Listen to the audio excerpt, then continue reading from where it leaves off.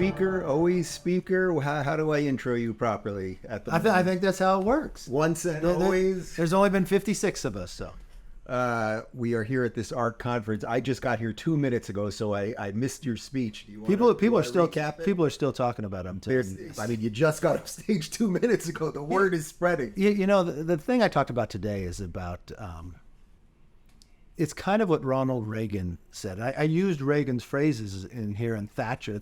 You think of 43 years ago what the world looked like: high inflation, Americans held hostage. You had this evil empire trying to expand around the world. It looks a lot like today. And what rose up? What defeated that? I mean, it was a Reagan, Thatcher, Pope John Paul II. You could have faith. You could believe in the family. You believe in individual rights and liberty and freedom. And it prospered the world to something we haven't seen before. But now people become lazy. They think this victimhood, right? But this negative, that people is something for nothing. So I really think what ARC is here is instilling those values once again to a world that's badly needed, right? We got an evil empire growing. We've got these cities that had gotten growth, but now they celebrate a terrorist organization, a Hamas terrorist attack. You've got Americans being held hostage there. You've got high inflation.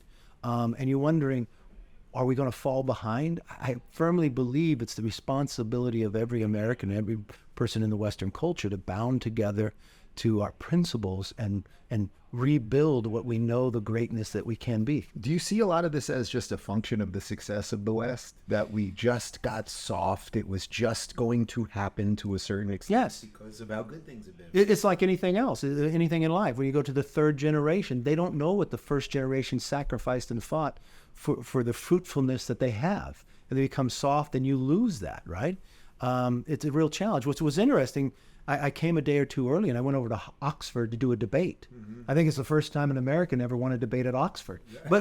But the question was about American intervention. The proposition is bad. You know, I started the whole debate that I was the last one and they all went on with different points. And I just said, I've never been to Oxford. I've never watched a debate. Madam President, can I first know my audience? How many here, their first language is German? How many here, their first language is Russian? How many here, first language is Japanese? How many here, your first language is English? 2/3 of the crowd rose their hand in English. And I said, you're welcome. Debate's over. Right. You know? Right. We've done something okay here. And the other thing, when they look at American intervention, in every single war America has gone, we've done it for democracy, for freedom. And you know, when we leave, we rebuild. And the only land we ask for is just enough to bury those Americans who gave the ultimate sacrifice for them. Have we just not done a good job selling that to our own people, to the Americans? I mean, who now seemingly are very confused about what foreign policy should be. And I worry about America when they're looking at foreign policy. And part of that is what the Democrats have done by bringing us such great of debt, you know, so they fear we're tipping point in others. But it looks like a lot like the 1930s. I mean, think of that. The actions of Putin are very similar to Hitler. I mean, Hitler served in the German army. He hated they signed the Treaty of Versailles. He created a new party, ran into democracy, and again until he was elected, rebuilt his country by rebuilding the military, even though it went against the Treaty of Versailles. He invaded other countries, and he took away people's freedoms. Putin didn't serve in the civilian army, but he served in the KGB. Mm-hmm. He ran for office in a democracy, respected and served 2 terms, got out, put Medved in, came back, took the power away, rebuilt his military, and then he realized the military makes you strong, but dependency makes you weak. Used the KGB tactics to make Europe dependent on his natural gas. But as America, if we replaced Russian natural gas for 1 year, do you realize we would lower CO2 emissions by 218 million tons in 1 year? Because ours is 41% cleaner, but we got a president who attacks our own ability for natural gas that could supply our allies and even our adversaries. It'd have greater control over them. And then what did he do? He invaded other countries. Same exact tactic. Mm-hmm. And you need a strength. And then it's interesting being here in the UK and being from America. We watched in a time like this where you had the leaders of Reagan and Thatcher and then Faith, John Paul II. Mm-hmm. The three of them together transform the world. I mean, these kids at Oxford don't understand there were 2 Germanys. They don't understand what was the threat. They think the world is easy. Right. And they're at Oxford. Yes. Oxford's doing a little better, I think, than most of our colleges in the States. Let's shift back to America for a moment, because obviously you are not speaker anymore. I sense kind of like a sense of ease from you regarding this whole thing. Well, look, I didn't want to happen what happened. Chat with you last night. Yeah, I sense you're kind of well, okay. I give as good as I get. I would do it all again. If it meant making sure our troops got paid as they're sitting in the Mediterranean right now, wondering if they make their car payment or their house payment or their family back home, I know I did the right thing. America knows I did the right thing. When 8 people, 4% of your conference, partners with every single Democrat for the exact same reason, for political reasons, to try to take you out, I admire the fact that they think I'm that important. Secondly, too, is my record. I have been leader for 5 years. In those 2 election cycles, we have only won seats. Of all the Republican entities, everybody else lost. And you know who we won? We were able to elect the most women in the history of the Republican Party in Congress, the most minorities in the history of the Republican Party. I'm proud of what I left. And if you look at the state from when I received our party in the Congress and where I left it, it is so much better off. And we're poised to win big races next time.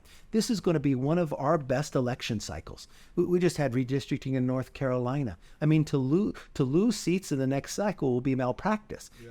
I left us with 20 million more than we've ever had. Give the Republicans a chance. There's always a way to screw things up. But do you think that part of the messaging problem is that it seems to me that you were fixing things, and this is what we talked about when you had me at the Capitol, you were fixing things on the margins. You were taking a system that was kind of screwy and figuring out ways to work with the system, where the base kind of just likes this idea that you just come in and destroy everything, whether it means you're going to rebuild anything after or not. And that's sort of the tension. It's almost like they don't want any responsibility. They just want to go on a podcast or something else and they said no. But the one thing, look, I grew up in a family of all Democrats, but I've always been a Republican, and mainly based upon Reagan. And I talked about that in here. Look, I'm a son of a firefighter, a grandson of a cattle rancher. I remember Carter putting a sweater on and telling me that the best days behind me. But I also remember Reagan saying no pastels, fly the bold colors and go to the shiny city on the hill. Being a conservative doesn't mean you say no. Being a conservative means you govern in a conservative way to make government better.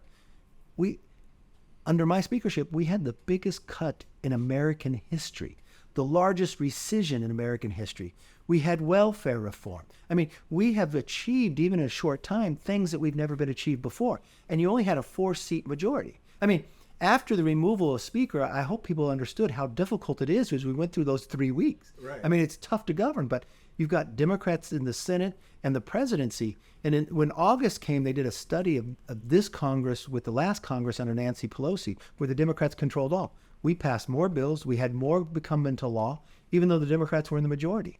I mean, you think Parents' Bill of Rights, H.R. 1, make us energy independent, H.R. 2, securing our border. We've never, as Republicans, have passed a border security bill since Ronald Reagan. We've had big majorities. We just did it with 4. Mm-hmm. We look at the challenges. We were facing every single challenge. We were giving solutions. And look, we all know the individual who led this, Gaetz. He's not a conservative by any means. He'll admit it to you. He has nothing to do about conservatism. His whole goal is about attention. It's personal with him. But unfortunately, it's hurting the entire nation. Yeah, it's interesting because I mentioned to you last night, the guy who, to me, is the most libertarian member of Comet. Massey.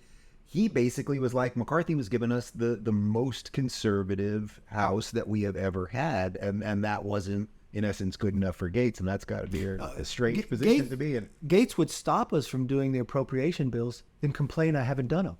Then we had the most conservative stopgap bill that would secure our border, cut billions of dollars, and he wouldn't vote for it to keep government open and say, if government isn't open, it's your fault. Right. I mean, it just goes to it. Look, we have the crazy eights led by Gaetz, but the biggest problem is they worked with every single Democrat. I mean, that's a deal. For a Republican Party with the devil one way or another. Oh, by far. All right, we've only got like 2 minutes left. Yes. You have other things to do, I would imagine, while you're here. What's next for you? I mean, it sounds like there's some options. What do you think? There's a lot of options, but look. Want to move to the free state of Florida? I got a lot of like everybody else. My companies are growing. What can I do? Yeah. You might need a little help. Maybe I'll run the cameras. Yeah. Look, I have worked too hard to get to this majority to just walk away. But the one thing I've always learned is I never give up. And I don't have to have the title of speaker. I don't have to have the title of congressman. I believe too much in our conservative values to ever give up on that. And so I sit around and look at what I'm going to do in the future, but it's always going to be about working towards making America more prosperous, providing people more individual liberties and freedoms. And this country's too great to give up on. Well, I got to tell you, man, in all the years that I've been doing this, one of the true pleasures of my career was that day that we spent. So I don't know when. That was great. I don't know when another speaker is going to invite me to the People's House to I mean, it was right there when you were reopening everything. It was truly one of the thrills of my career. So, well, thank you for all your great work. Appreciate you. If you're looking for more honest and thoughtful conversations about politics instead of nonstop screaming, check out our politics playlist. And if you want to watch full interviews on a variety of topics, watch our full episode playlist, all right over here. And to get notified of all future videos, be sure to subscribe and click the notification bell.